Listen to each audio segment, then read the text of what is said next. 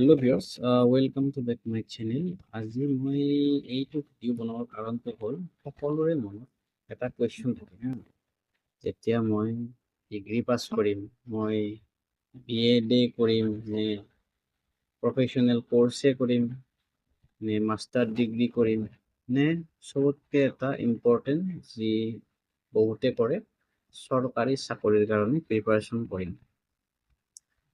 এই তিনিটা লাইনৰ ভিতৰত মই আপোনালোকক সঠিককৈ বুজাবলৈ চেষ্টা কৰিম। আচলতে আপোনাৰ মনত মানে কোনটো বস্তু খেলি থাকে আৰু যোনটো ৰিয়েলিটি, এটা ছেড ৰিয়েলিটি আছে ন, সেইটো কোনো একচেপ্ট কৰিব নিবিচাৰে। মই সেইটো বস্তু আচলতে ক'ম। ছেড ৰিয়েলিটিটো হ'ল যে আমাৰ 99% মানুহ 1% ছাকচেছৰ পিছফালে দৌৰি থাকে আৰু 99% ছাকচেছৰ কাৰণে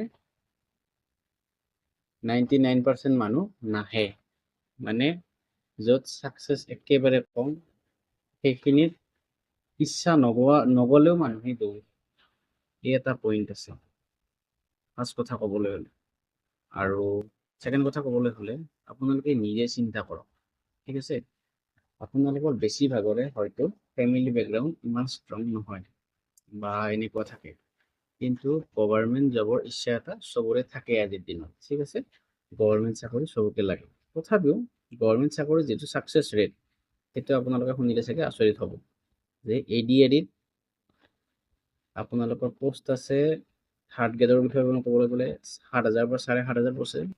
এপ্লিকেণ্ট আছিল, মই লিগেল এপ্লিকেণ্টৰ কথা কওঁ, নিয়াৰ এবাউট 9 to 10 লাখ। মই চিৰিয়াছখিনি চবখিনি বাদেই দিলোঁ, মই চিৰিয়াছ কেণ্ডিডেট 4-5 লাখেই ধৰিলোঁ। তথাপিও 4-5 লাখৰ ভিতৰত এই যিখিনি 7,000 চাকৰি, সেইটো পোৱাটো বহুত টান। কাৰণ সকলোৱে পাম বুলি পৰীক্ষাটো দিয়ে। যিমানে নকৰক কিয় পাব কিমান, সেই যিকেইটা পোষ্ট আছে সেইখিনিয়ে চাকৰি পাব। নে এনেকুৱা আছে ক'ৰবাত 1,000 পোষ্ট আছে, 1 লাখে এপ্লাই কৰিলে নে 1 লাখে চাকৰি পাব। 1 লাখ চলি যদি ভালকৈ দিনে ৰাতি পঢ়িও থাকে মটিভেশ্যন লৈ, তথাপিও 1 লাখে চাকৰি নাপায়। সেই পাব 1,000 জনে, বাকী 99 জনৰ কি হ'ব? 99 জনে কি হ'ব? আকৌ নেক্সট পৰীক্ষা আহিব, এই এটা যোনটো চক্ৰবেহু, এই চক্ৰবেহুটোত কিছুমানে ফাঁচি যায় আৰু যাৰ চাকৰি হৈ গ'ল সেইটো বাচি গ'ল, আৰু যাৰ নহয় সি সেনেকৈ বছৰ যাই থাকে।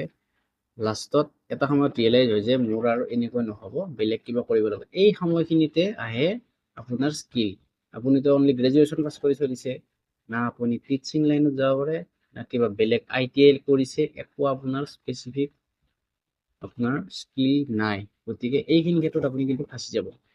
তাৰপিছত আপুনি ডিপ্ৰেশ্যনত ভুগিব, হতাশাত ভুগিব, এনেকৈ আপোনাৰ জীৱন যাব। বেচিকেলি আমাক বিভিন্ন ধৰণৰ যে পষ্টিং ইনষ্টিটিউটবিলাক আছে, সেইখিনি কি দেখায়? ছাকচেছ ৰেটটোৱে দেখাই থাকে। ছাকচেছ ৰেটটো দেখাই থকাটো ডাঙৰ কথা নহয়। ছাকচেছ ৰেট কেইজনে হয়? 0.01%। বাকী ফেইলাৰখিনিৰ কথা কোনো নাচায়। এই ছেড ৰিয়েলিটিটো একচেপ্ট কৰক। মই এইটো কোৱা নাই গভৰ্ণমেণ্ট জবৰ প্ৰিপাৰেশ্যন কৰিব পৰা নাই।